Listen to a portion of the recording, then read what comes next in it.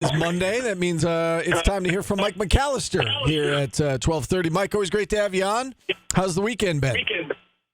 Been good. Entertaining. A lot of football, which is always good. And, just happy to have football back. Got to go sit in the stands with my wife and my son and enjoy that. And then spend the rest of the day watching football on television. So it was kind of good to get back in the swing of football season. All right, so with that being said, what did you learn, if anything, about this Syracuse football team on Saturday?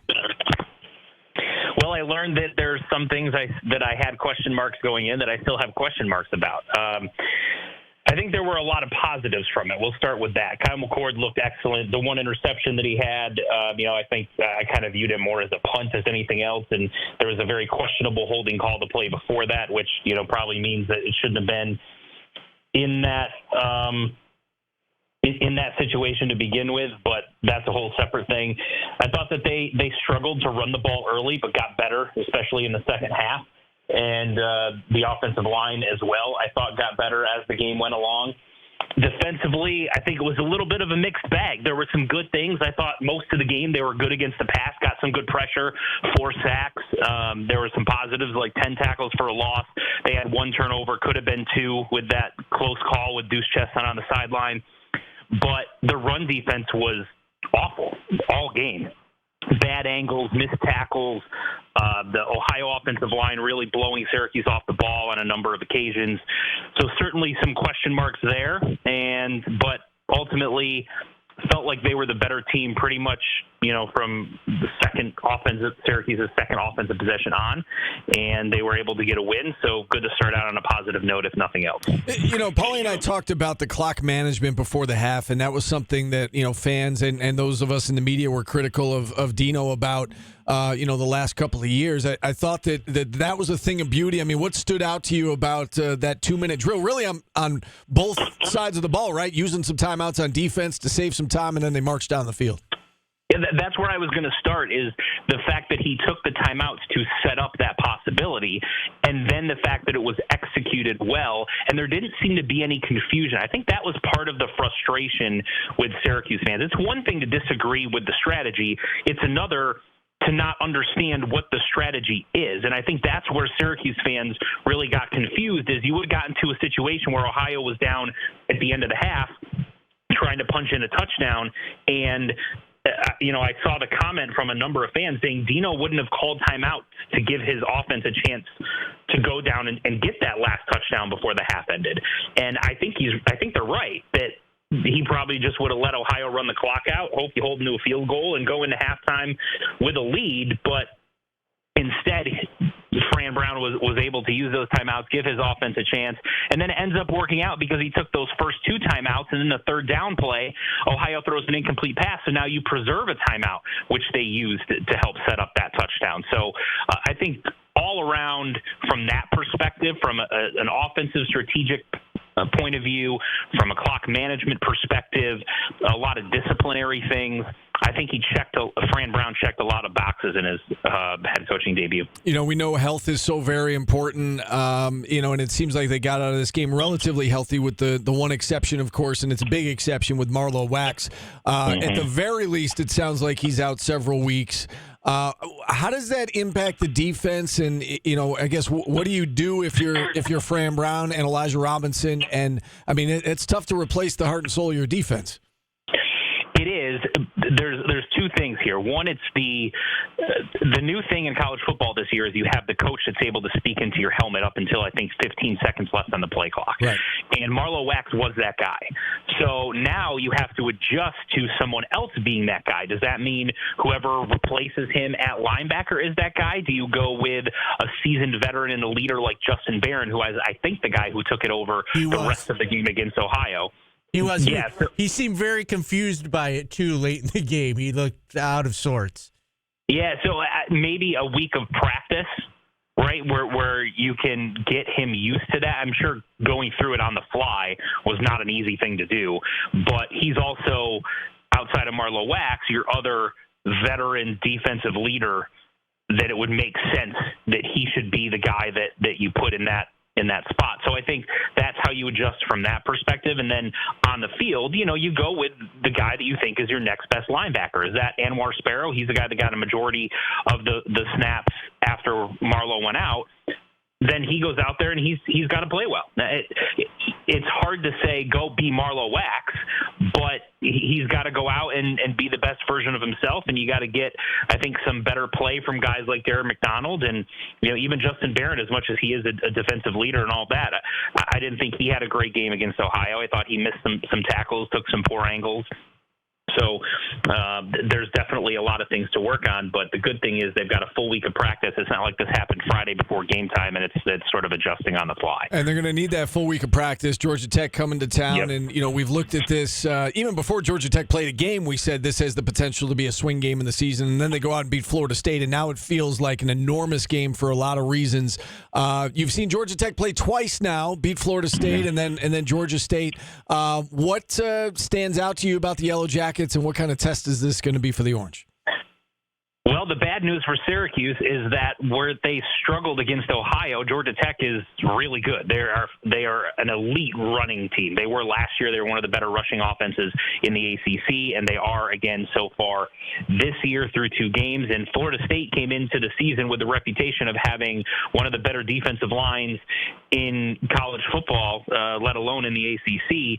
And Georgia Tech controlled them for a vast majority of that game. So I think that should worry Syracuse because you've got a defensive front that didn't play well against Ohio. You've got a much better front offensive line and running back combination coming in Georgia Tech. Jamal Haynes, their running back, is dynamic. He's fast.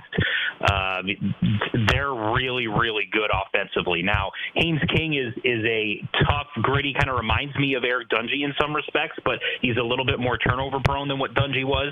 I think if you can force them to throw the ball a lot, that's where Syracuse can have an advantage. And defensively, Georgia Tech has been much better this year than what they were last year, but there have been, in the first 2 games, teams have had a little bit of success running the ball. So perhaps Syracuse goes for more of a ground-based attack to try to take advantage of that from the Georgia Tech perspective. Yeah, I was going to say, what kind of changes do you think we're going to see from the Ohio game to the Georgia Tech game from a Syracuse perspective? I think we would all assume that they held some things back for the Georgia Tech game. What kind of adjustments, I guess, do you think Syracuse makes going into this contest?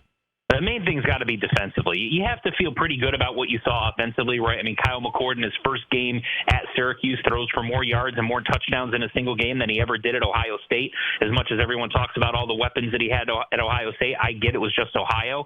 But Ohio State played FCS-level teams and non-Power 5, Power 4 teams as well, and he still didn't have this kind of production while at Ohio State. So I think that tells you that Kyle McCord is who everyone thought he was. LaQuint Allen was fantastic on the ground and catching the ball. Trevor Pena and Oronde Gadsden had big games. You saw some flashes from Zeed Haynes. So I think you saw a lot in terms of what they can be offensively and all the weapons that they have. So the big thing to me is defensively. How do they adjust in order to stop that Georgia Tech rushing attack? Because as we saw against Ohio, when they got them into 2nd and 8+, they were really good. They had 10 tackles for loss in that game, so it's not like they're not capable of that. And Haynes King brings a little bit more of a dynamic in terms of being more of a dual threat quarterback. He's going to run more than what I think you saw Ohio's quarterback running it. So is Syracuse going to spy him? How are they going to attack that side of it?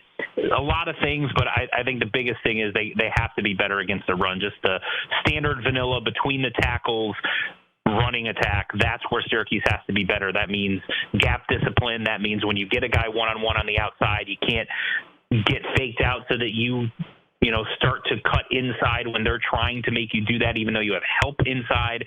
A lot of those types of things that they have to clean up this week. You and I talked on the pregame show about Kyle McCord versus Ryan Nassib's year in 2012. Nassib set all sorts of single-season records that year, 26 touchdown passes. He threw for 3,749 yards, averaged 288 passing yards per game. We both said we didn't think that McCord would maybe get quite to those numbers. First time out, he throws for 354 and 4 touchdowns. Did that change your answer to that question at all? Do you think that he has certainly has a chance. Do you think he will set some passing records this year, single-season passing records for Syracuse? I'm still going to go with no, he's not going to hit that mark. Now, I think he'll probably end up somewhere in the top 10, maybe in the top 5 in terms of single-season passing seasons at Syracuse. But I'm still not going to predict that he's going to surpass Ryan Nassib's season. But it did make me raise my eyebrow a little bit and go, maybe he'll be closer to that than what I originally anticipated, because the run-pass ratio in this game was almost flip-flopped to what I thought it would be. I thought they would run the ball a lot more than they threw it, and they really relied on him to command the offense. And if they're going to throw the ball that much all season, then it wouldn't shock me if he did approach, or we go into one of the last games or even the bowl game with him having a legitimate shot to break that record. Yeah, I mean, even the 26 touchdown passes could be well within reach, right? After getting 4 on the first one. For sure. We'll see how the season progresses, but certainly Kyle McCord off to a great start. All right, can I get a quick prediction out of you, Mike? I know there's still several days before the game. Do you think Syracuse starts 2-0? Man, this one, if you had asked me before the season, I would have said yes. After watching Georgia Tech twice, I'm really on the fence on this one. I think this is going to be one where it goes into the fourth quarter and it's a tight one-score game either way. I'm going to say that I think the crowd ends up lifting Syracuse in this one, something like 31-28, something like that, real close, but neither would surprise me. Georgia Tech's really good. They should be ranked going into that game. And that, again, it wouldn't surprise me either way. I don't expect a blowout. Georgia Tech's really good. I do think that we're going to see some adjustments from Syracuse. I thought the in-game adjustments that they made on Saturday were very encouraging. But we'll see how it plays out, but I'm going to pick Syracuse simply because they're at home as of now. Yeah, the spread about a field goal. Some places Georgia Tech favored by 2.5. Some places have 3 that I've seen, but should be a good one. Noon kick on Saturday between Syracuse and Georgia Tech. Mike, as always, we appreciate the time. Thanks for coming on. Thanks, guys. Appreciate it. All right, our good friend Mike McAllister. I'll tell you what. If Syracuse beats Georgia Tech, there's going to be a lot of people in Greensboro rooting for Syracuse to run the table. Yeah, right. Yeah, no doubt. They can't afford to have a bunch of 1 or 2 lost teams in this conference. Wouldn't that be, well, again, we're getting way ahead of ourselves, but wouldn't that be something that if that Miami-Syracuse game meant a lot on the last weekend of the season? Beautiful my mustache will be. I don't know why I did this to myself, Steve, but I just said I'm growing a mustache. It's good content. Good content. Is it? It is, yes. It is. I look like I should be on a website for don't go near this man with this stupid mustache. I like it. It's different, but it's good for the show. It's good for the show. Let's take a time out here again. Fran Brown coming up at 1 o'clock. We'll take his press conference live as soon as he hits the podium.